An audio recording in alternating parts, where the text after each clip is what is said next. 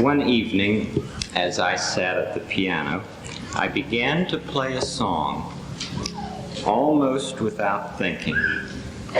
Little by little, the words came to me, and I realized I had known that song for many years. It was called "When You Wish Upon a Star."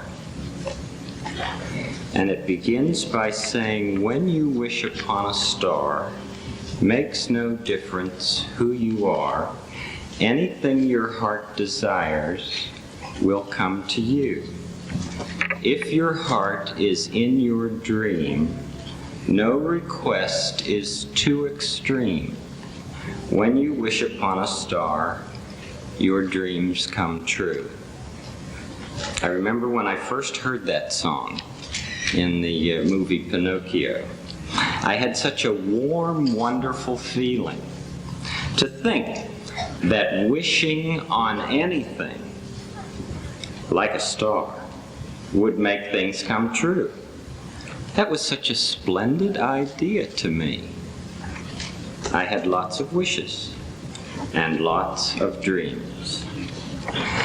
As I sat playing that song and thinking those words, it dawned on me how important it was that all my wishes and all my dreams had not come true. But it was equally important that some of them actually had. And I wondered about the difference. Why didn't I become a concert pianist or a veterinarian? Why didn't I learn shorthand or the Japanese language or get to be a commercial pilot? Those were all things I had wished for years ago. In fact, I probably wished on more stars for those things than I ever wished to be in television. What does make the difference between wishing and realizing our wishes? Lots of things, of course. But one main thing, I think, is whether we link our wishes to our hopes and our hopes to our active striving. It might take months or years for a wish to come true, but it's far more likely to happen when you care so much about it that you'll do all you can to make it happen. At some point in your life, you must have wished to be a college graduate. Well, by now, you know what it took to make that wish come true. And so do your parents, and so do your teachers, and your friends. When I was a freshman in college, I met someone who knew a very famous songwriter. That songwriter was a person I had always wanted to meet, ever since I was a little boy. I was convinced that if I could just play my songs, I think I had 5, that songwriter would introduce me to Tin Pan Alley, and I would be an instant successful composer of show tunes. Well, I was able to get an interview with that man, and I remember so well going to New York City and all the way thinking, this is it. I'd probably have to give up college and get an apartment in the city, and my parents would be so proud of me, and before long, my 5 songs would be sung by millions of Broadway showgoers. That's not what happened. The composer was very welcoming to me. He asked me to play a couple of those original songs for him, and he listened intently while I played them and sang the words as well as I could. When I was finished, he said, "Very nice, Fred. Now, how many songs have you written?" I told him 5, and that I had brought all of them. Then he said something very important to me and to my whole life. He said, I'd like you to come back after you've written a barrel full, and we'll talk again. Well, you can imagine how I felt. A barrel full would mean hundreds of songs, and I had only 5. But his counsel was more inspired than I realized for a long time. He knew that if I really wanted to be a songwriter, I'd have to write songs, not just think about the 5 I had written. Even though I never got to see that man again, I have, through the years, written a barrel full of songs. In fact, the barrel full's overflowing now. But those songs didn't write themselves. I had to do it. I wished for it, and I did it. But what about the wishes that don't come true?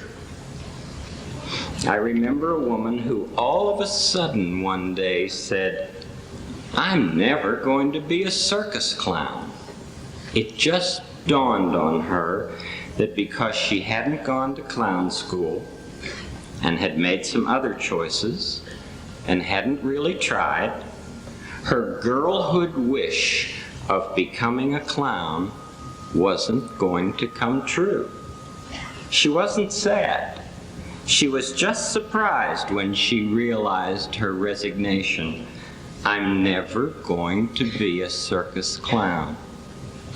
I know another woman who remembers the time when she knew that her wish to be married and have children would not be realized.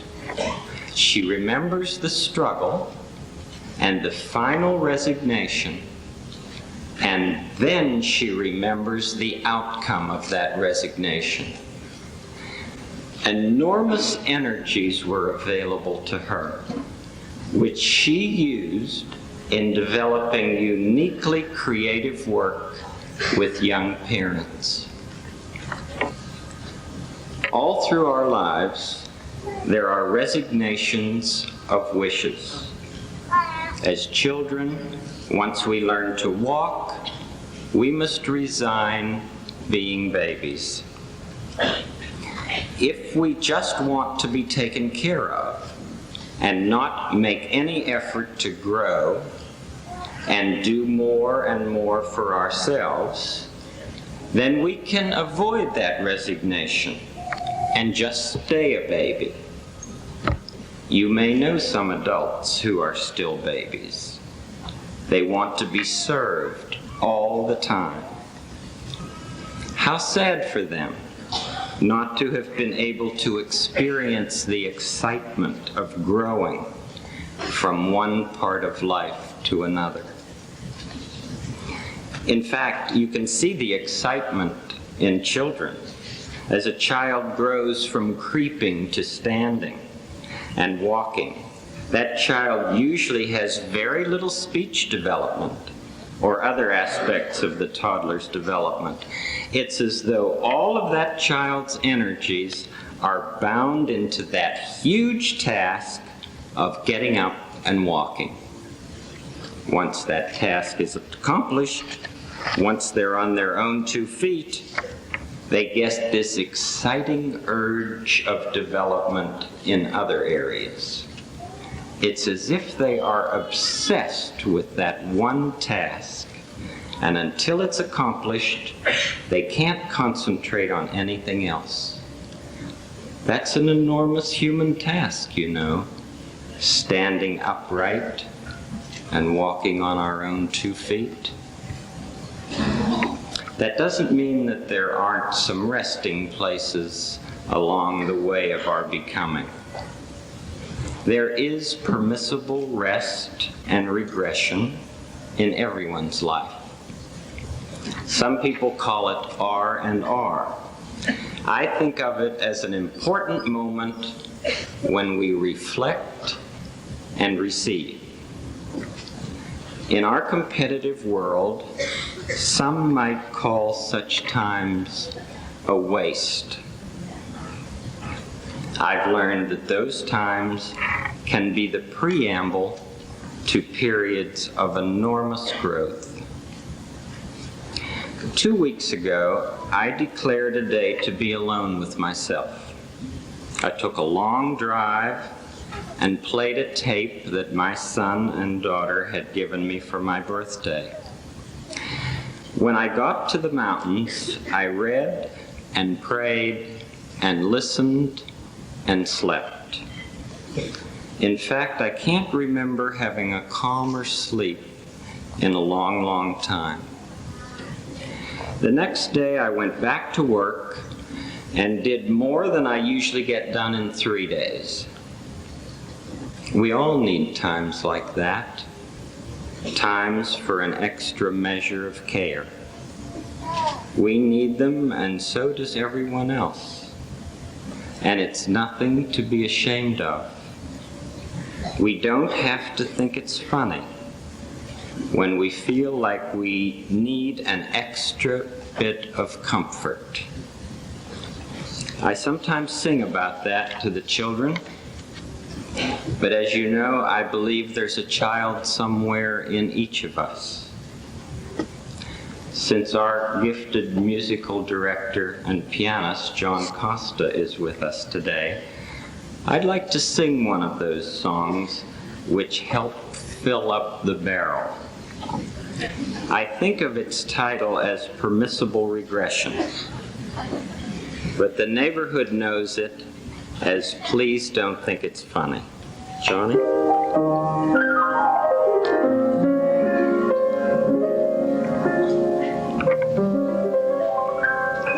Sometimes you feel like holding your pillow all night long.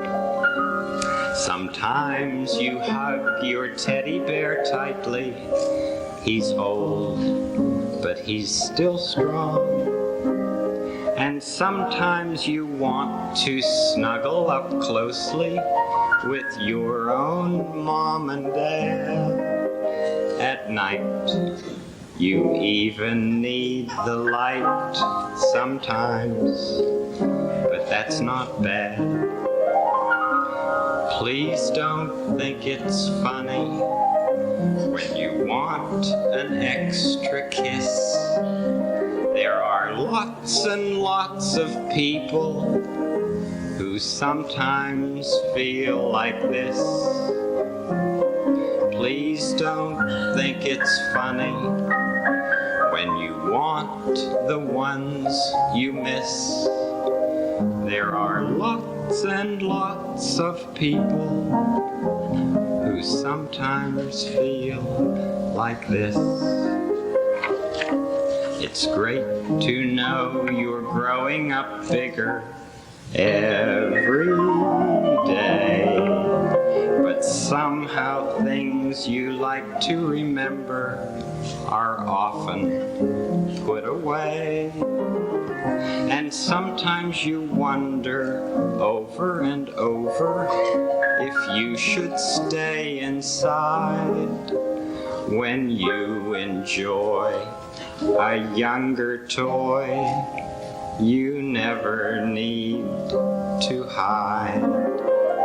In the long, long trip of growing, there are stops along the way for thoughts of all the soft things and a look at yesterday and a chance to fill our feelings with comfort and with ease, and then tell the new tomorrow you can come now when you please.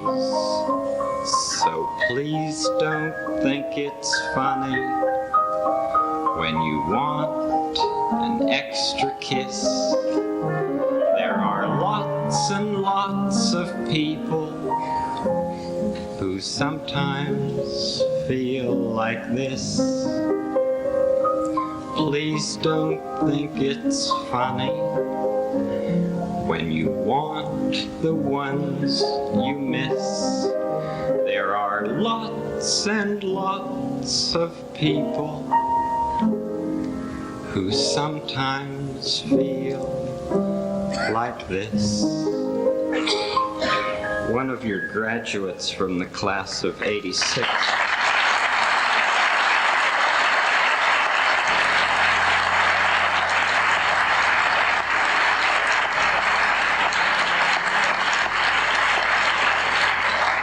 her name was Alicia White. She's a member of our parish in Pittsburgh, and she loaned me some of her Gleaner yearbooks, and I noticed the writing in the front. All of the autographs, practically every one of them said, "Let's keep in touch." That was so touching to me. Well, I know of a young man who is just about to graduate from high school. His name is Keith. When he was 10 years old, his beloved grandfather became ill.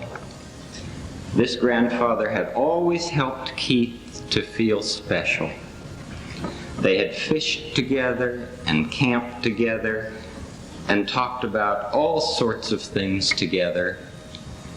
And when his grandfather became sick, Keith wanted him to get better.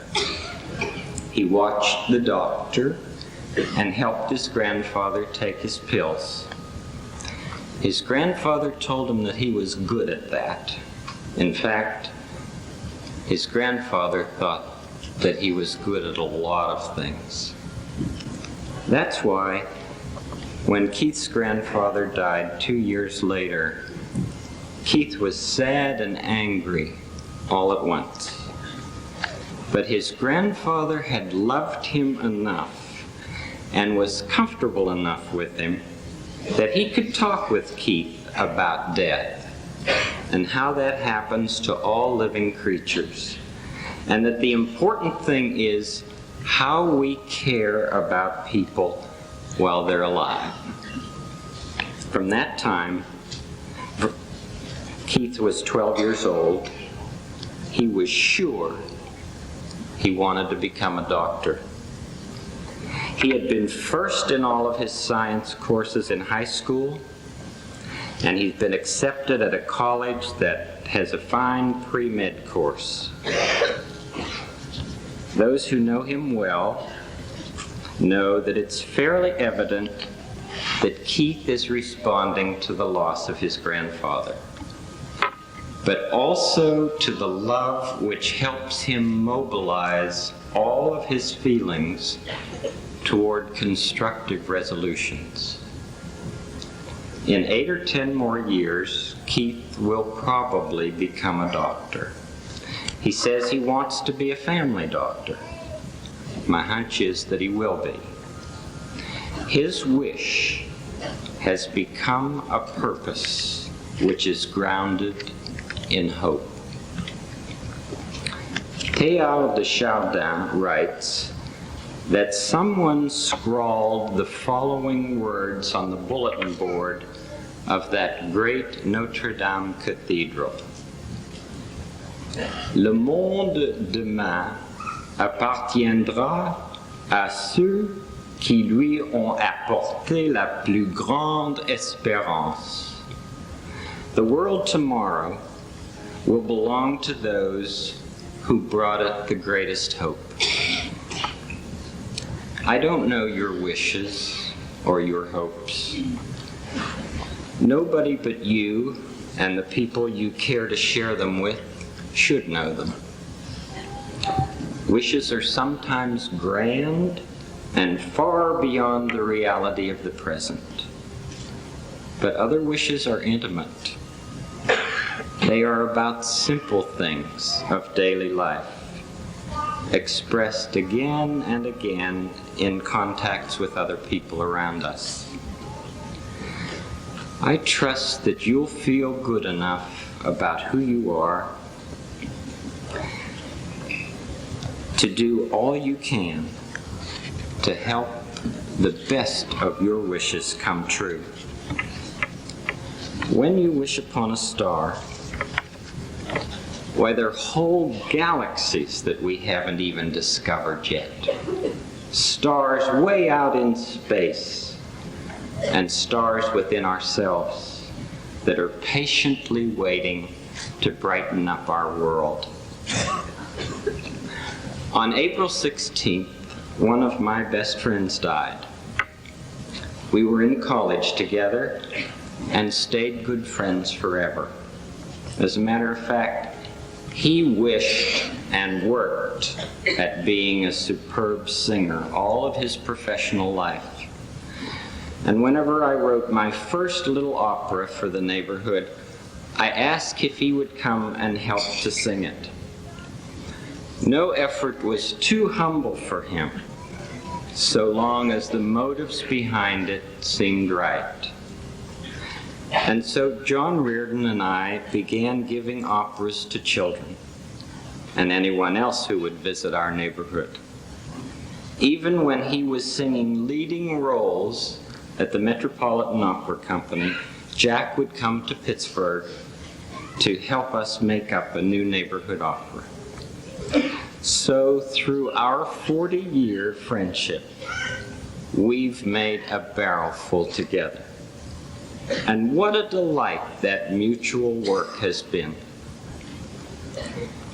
The joys of our times together far outweigh the pain of my loss right now, even though that seems very real. I wish for you some abiding friendships like Reardon's and mine as you go from your alma mater today. It's one of the greatest gifts you'll ever know. I wanted to be with you today because I figured that many of you grew up with the neighborhood. And I'm so proud of the way you've grown. I'd like to give you one last song for a commencement present. You and everyone else who wanted to share this special day with you. That song is called It's You I Like.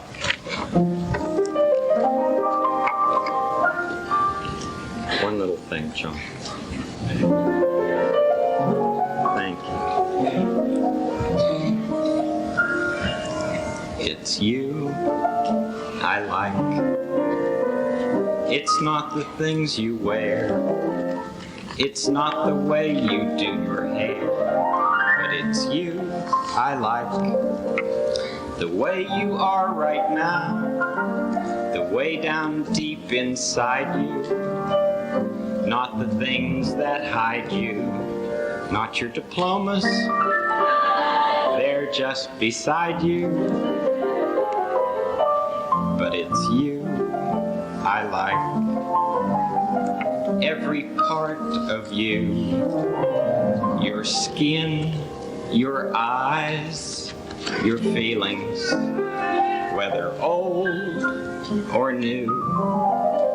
I hope that you'll remember, even when you're feeling blue, that it's you I like, it's you yourself, it's you, it's you I like. I'll always remember this day. Thank you.